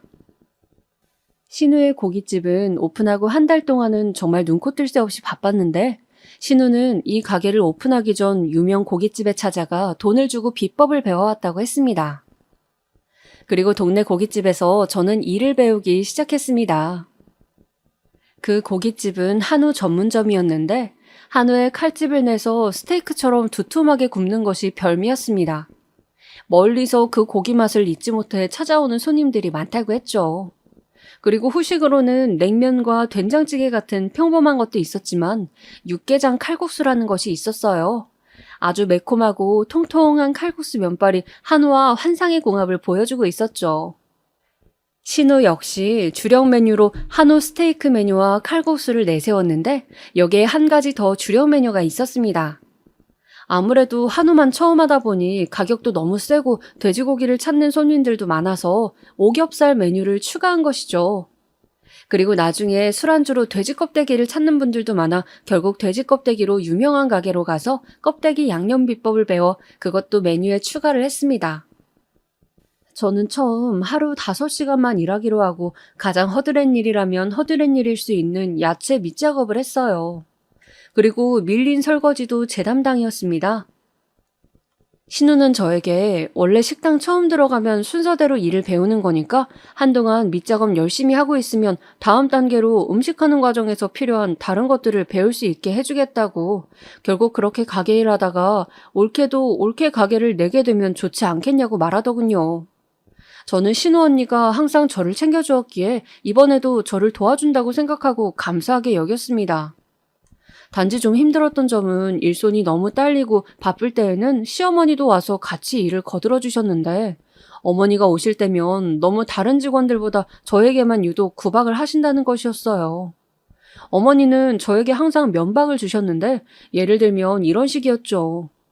제가 힘들게 설거지를 마치고 다른 일을 하려치면 일일이 무슨 감독관이냐 그릇 상태와 주방 상태를 살피고 꼭 한마디를 하시는 겁니다. 얘 설거지하고 싱크대에 물방울이 몇 방울 튀었잖니? 아직도 이런 것도 깔끔하게 뒷마무리 못하니? 아잉, 손주가 대학생이 다 되어가는데 우리 아들 늙어서 밥이나 얻어먹을란지 모르겠다. 아휴. 그리고 또 어떤 날은 하루 종일 양파도 까고 감자도 깠더니 몸이 너무 아파서 주방 구석에 간이 의자에 앉아 잠깐 쉬고 있던 중이었어요. 시모가 와서 그러시더군요. 아니, 다 늙은 나도 이렇게 일하려고 돌아다니는데 너 지금 뭐 하니? 지금 신우 가게라고 막 놀고 대충 일하는 거니? 다른 직원보다 돈도 더 챙겨준다고 하던데 다른 직원들이 보면 어떻게 생각하겠니? 얼른 일어나질 못해? 네, 어머니. 제가 양파 까다가 허리가 너무 아파서 그만. 죄송해요. 저는 어머니가 그런 구박을 하실 때마다 말할 수 없이 서러웠지만 참고 또 참으면서 견뎌야 했습니다. 남편의 수입이 일정치 않은 상황에서는 제가 신우 가게에서 받는 월급이 굉장히 중요한 돈이었고, 신우와 시어머니가 생색내는 그 20만 원이 저한테는 정말 큰 돈이었거든요. 5시간만 일하는 자리도 찾기가 쉽지 않았고요. 그리고 저는 어쨌든 신우 가게니까 신우와 제 사이가 좋으면 된다고 생각했어요. 신우는 항상 저에게 친절했고 무슨 일을 시킬 때도 이유를 설명해줬고 제 알바비도 후하게 쳐주는 등 여러 가지로 제 결혼 생활에 항상 도움을 주려고 하는 좋은 사람이었으니까요. 그런데 오랜만에 쉬는 날 친한 고향 친구를 만나 사는 이야기를 하는데 친구가 문득 그런 말을 하는 것이었어요. 너 사람들이 왜 시금치도 싫다고 시댁이라고 하면 치를 떠는지 아니? 그런 말이 있어? 웃기다. 시금치도 안 먹는데? 그럼 내가 볼 때 너네 신우가 똑똑한 거야. 너를 자기 손아귀에 잡아두려고 그러는 거지. 너 생각해서 잘해주는 게 아닐걸? 아니야. 우리 신우는 그런 분 아니야. 얼마나 내 걱정을 해주는데. 나 고깃집에서도 일도 하게 해주고. 생각해봐. 네가 지금 그 가게에서 하는 일이 어찌 보면 가장 힘든 일이라니까. 말만 좋게 하고 다 너 부려먹으려는 수작이라고. 결국 신우 마음속에는 내 동생 위하는 마음이 있는 거지 널 위하는 마음이 있겠니? 핏줄이 얼마나 강한데. 신우한테 너무 의지하지 말고 경계를 해야 돼. 저는 친구의 말을 들으면서도 우리 신우는 그렇지 않다고 생각했어요. 그런데 결국 친구 말이 맞고 제 생각이 더없이 순진했음을 저는 알게 되었죠. 어느 날 집으로 가려고 가게에서 퇴근 준비를 하고 있는데 신우가 갑자기 안 좋은 얼굴빛으로 저에게 와서는 미안한데 자기가 급한 일이 생겼으니 가게 마감 좀 해달라고 하는 거였습니다. 마감까지는 3시간이나 더 남아 있었어요. 제가 아들 때문에 조금 그렇다고 하니 신우는 오늘만 좀 부탁한다고 하면서 뛰쳐나가 버리더군요. 저는 무슨 일인지 말도 없이 갑자기 그러시니 기분이 좋진 않았지만 그러려니 하면서 그냥 넘어가려고 애썼어요. 그렇게 서빙도 하고 음식도 나르고 마감 준비를 하고 가게 문을 닫고 집에 갔더니 글쎄 남편이 얼굴이 피투성이가 되어 자고 있는 것이 아니겠어요? 저는 너무 놀라 남편을 흔들어 깨웠습니다.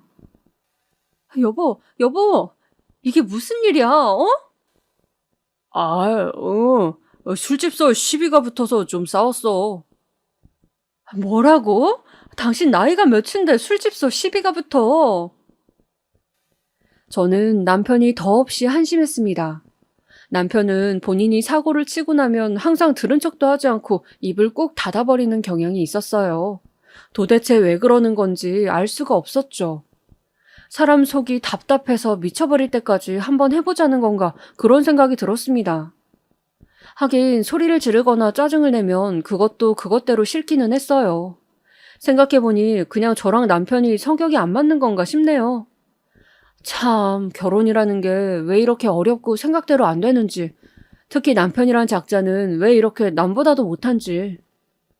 남편은 무슨 내용인지 몰라도 술집에서 시비가 붙어 그걸로 고소를 당했다고 했습니다. 그쪽에서 합의금을 요구한다고 했어요. 저는 어이가 없어서 나는 그 돈 못 주니 알아서 하라고 했죠. 결국 또 신우가 나서서 남동생 치닥거리를 했습니다. 신우는 나한테 그냥 술자리에서 사소한 시비가 붙은 거니까 내버려두라고 자신이 합의금도 마련하고 알아서 하겠다고 했어요. 저는 이번에도 신우 신세를 지는구나 하면서 고마워했죠. 그런데 운명의 장난인지 아니면 하늘이 저에게 뭔가를 알려주려고 한 것인지 제가 출근하지 않는 날 가게 직원용 탈의실에 제가 항상 가지고 다니는 카드 지갑을 실수로 놔두고 온 것을 알게 되어 저는 볼일을 보러 나가면서 가게에 들르게 되었어요. 제가 쉬는 날이면 시모가 일을 도와주러 종종 나오신다는 것을 알고 있었는데 막 가게 앞에 도착하자 신우와 시모가 나누는 이야기 소리가 들렸습니다. 저는 문을 막 밀고 들어가려다가 그 목소리에서 뭔가 이상한 내용을 듣게 되었어요. 그래, 그 여자와는 잘 정리하기로 한 거지? 시모의 목소리였습니다. 엄마. 그냥 재미로 좀 만났던 건데 유부녀랑 하필 놀아가지고. 암튼 그 남편이 그렇게 좁혀놨으니 지도 속은 좀 풀렸는지 고소한 거 합의금 받고 취하겠다 하더라고. 아이고, 우리 아들 마음고생 심했겠네. 하긴 근데 나는 그 맘 이해한다. 마누라라고 있는 게 푹 퍼진 꼬락서니 좀 봐라. 내가 남자라도 다른 데 눈 돌아가지. 맨날 축 처져서는 무슨 옷도 걸레짝 같은 걸 걸치고 죽상을 하고 있는 꼴이라니. 그래도 올케가 순진해서 그냥 좋게 넘어가서 다행이지, 엄마. 이런 일이 있는지 알아봐. 올케가 아무리 순진하고 착해도 그냥 안 넘어갈걸. 그냥 안 넘어가면 지가 돈이 있어 뭐가 있어. 그냥 참고 사는 거지 뭐. 할 수 있는 거나 있어? 그래도 엄마 그냥 모르는 게 나아. 혹시 눈 돌아서 이혼한다고 설치면 골치 아파. 나도 엄마도 제 호랍이 되면 뭐 삼시세끼 밥 챙기면서 치닥거리 할 거냐고. 아휴, 그건 그렇다. 암튼 잘 해결됐다니 다행이지 뭐. 저는 갑자기 내가 무슨 드라마의 주인공이 된 건가 싶고 눈앞이 아득했습니다. 그토록 저에게 잘해주던 신우가 실은 속으로 저런 생각을 하고 남편이 바람펴서 생긴 문제들을 해결해주고 있었다뇨. 그날 급한 일이 있었다고 간 것도 제 남편이 바람핀 여자의 남편에게 맞아서 연락을 받고 간 거였습니다. 형님은 저를 기만하고 철저히 속였습니다. 그 순간 저는 너무도 제가 한심하고 바보 같았습니다. 지금껏 속으면서 당하고 산 것이라니 하염없이 눈물이 흘렀어요. 앞으로 어떻게 해야 하지? 당장 고깃집을 출근하지 않으면 우리 아들 이제 한 달 뒤에 대학 가는데 등록금이며 뭐며 신우가 보너스로 챙겨주겠다고 한 돈도 있는데 그 돈을 포기할 수도 없고 그렇다고 저렇게 사고를 치고도 모른 척 거짓말만 하는 남편을 믿을 수도 없고 저는 눈앞이 막막했습니다. 어떻게 하면 좋을까요? 인생을 살아가면서 위기의 순간이 온다고들 하죠. 한동안 저는 마음을 잡지 못하고 방황했어요. 그저 가게에 나가면 아무 말도 하지 않고 신우가 하라는 일만 하고 조용히 퇴근을 했고 집에는 늦게 들어갔습니다. 집으로 돌아가는 저의 손에는 항상 소주나 맥주가 비닐봉지에 담겨 있었죠. 그런 저를 걱정하는 제 아들이 어느 날 저에게 물어보더군요. 수능을 마치고 대학 입학을 기다리고 있던 시기였습니다. 엄마, 무슨 일 있어요? 아니야, 우리 아들. 대학 합격한 거 축하해. 엄마가 요새 가게 일도 바쁘고 너무 피곤해서 제대로 말을 못했네. 대학 입학 선물로 뭐 가지고 싶은 거 있어? 엄마, 저 아무것도 필요 없어요. 그리고 고모가 뭐 해준다고 해도 안 받아도 돼요. 그냥 제가 학자금 대출받아서 알아서 할게요.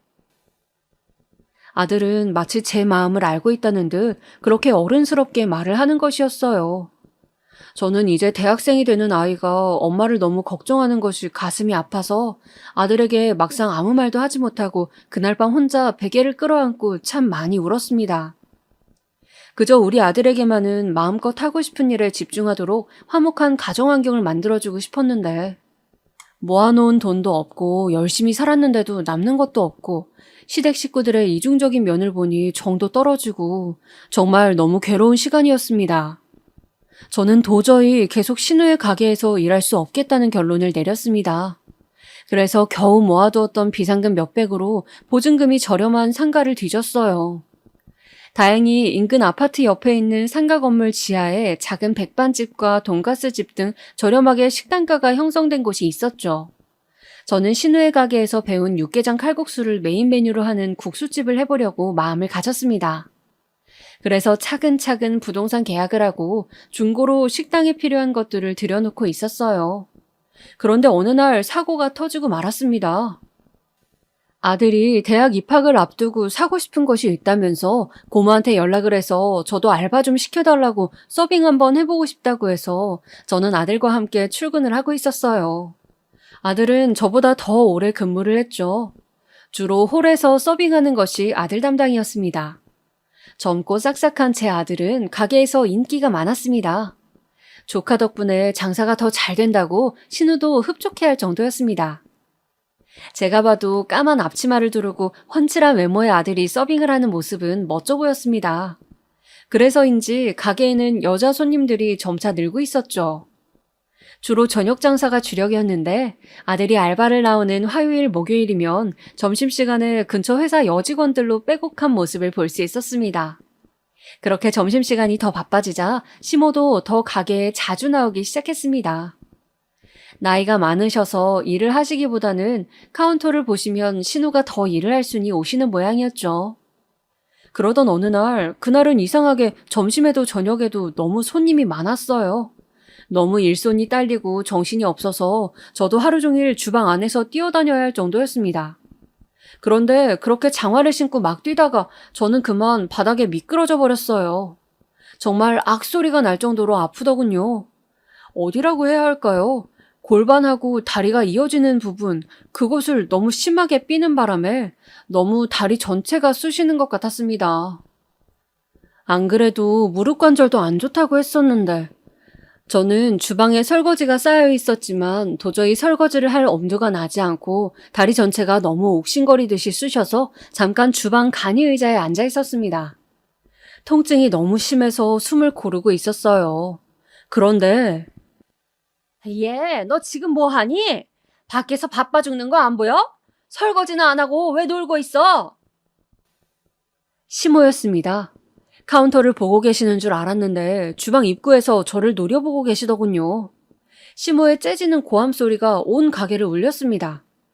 저는 이번만큼은 몸이 너무 아프기도 했고 어차피 시모는 내 생각은 요만큼도 안 한다는 생각에 저도 모르게 속마음을 말해버리고 말았어요.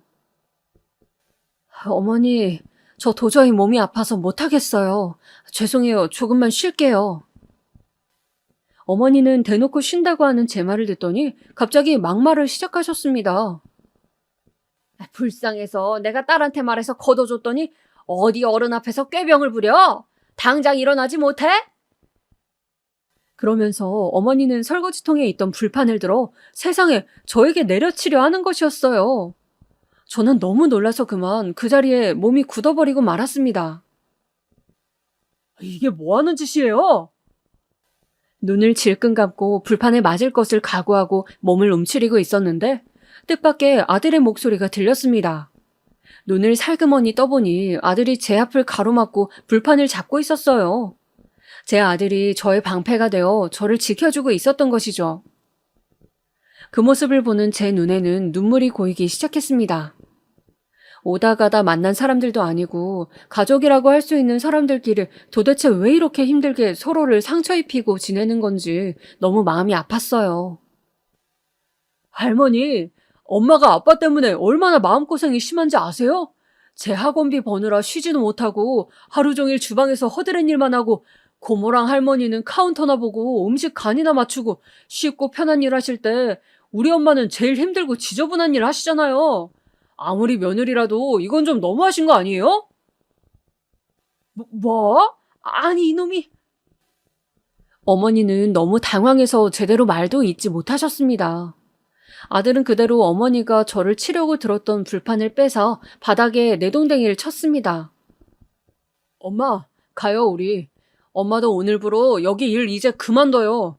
내가 뭘 하든 엄마 먹여 살릴 거니까. 아들은 그 길로 마치 드라마 속의 왕자님처럼 제 손을 붙잡고 가게를 나와버렸어요. 저는 아들의 그런 행동에 후폭풍이 걱정되면서도 한편으로는 속이 시원했습니다. 아들은 그 길로 집에 가더니 저한테 통장을 내밀었어요. 엄마, 내가 사실은 고등학교 다니면서 아르바이트를 해서 돈을 좀 모아둔 게 있어요. 우리 이 돈으로 이 집 놔두고 다른 집 구해서 엄마랑 나랑 살아요. 나도 이제 더 이상 아빠 꼴도 보기 싫고 고모고 할머니고 치가 떨려요. 아들아, 내 새끼 미안하다. 엄마가 너무 능력도 없고 이런 어른들 문제를 너까지 신경 쓰게 해서. 엄마, 저 키워주시고 지켜주셨잖아요. 아빠가 밖으로 나더라도 나 한 번도 외롭지 않았어요. 왜냐하면 항상 따뜻한 엄마 품에 나는 있었으니까. 엄마가 나를 얼마나 지켜주려고 애쓰고 혼자 고생하신 줄 알아요. 엄마, 이제 내가 성인이 되었으니 좋은 데 취직해서 꼭 은혜 갚을 거예요. 저는 그렇게 아들과 함께 남편에게 쪽지 한 장을 써두고 별거를 시작했습니다. 쪽지에는 제가 그동안 당한 부당한 대접에 대한 이야기와 몰래 바람핀 부분들에 대해서 이제 더 이상 용서할 수 없으니 합의 이혼을 할 것인지 소송을 할 것인지 정하라는 말이 써 있었죠. 그리고 저는 아들의 돈으로 일단 집을 얻고 제가 모은 돈으로 국수집을 오픈하였죠. 국수집은 생각보다 더 잘 되었습니다. 저는 제 사업을 하면서 정말 다시 인생의 행복을 찾게 되었습니다. 가게는 단골 손님이 생겼고 저는 제 능력으로 돈을 벌었고 아들은 아르바이트를 하면서 대학을 다니고 있습니다. 남편하고는 어떻게 되었냐고요? 남편은 술을 마시고 재결합을 원하는 연락을 하지만 저는 계속 이혼을 안 한다고 하면 그냥 소송을 진행할까 생각 중입니다. 신우고 시모도 이제 와서 저에게 장문의 문자를 보내며 속인 것은 미안하다고 하지만 저는 이제 그들에게 더 이상 순진하게 속지 않을 것이거든요. 겨우 찾은 저의 행복을 이제 다시는 포기하지 않고 살아갈 생각입니다. 여러분도 살면서 이중적으로 앞에서는 잘해주고 뒤로는 다른 말을 하는 사람들을 조심하시길 바랍니다. 저처럼 당하지 마시고요. 오늘 들려드린 저의 이야기 어떠셨나요? 이제 저녁에는 제법 선선한 계절이 되었네요. 곧 가을이 올 모양입니다. 제 이야기 들어주신 모든 분들 오늘 하루 즐겁게 보내시길 기원하면서 저는 이만 제 사연을 마치고자 합니다. 지금까지 들어주셔서 감사합니다.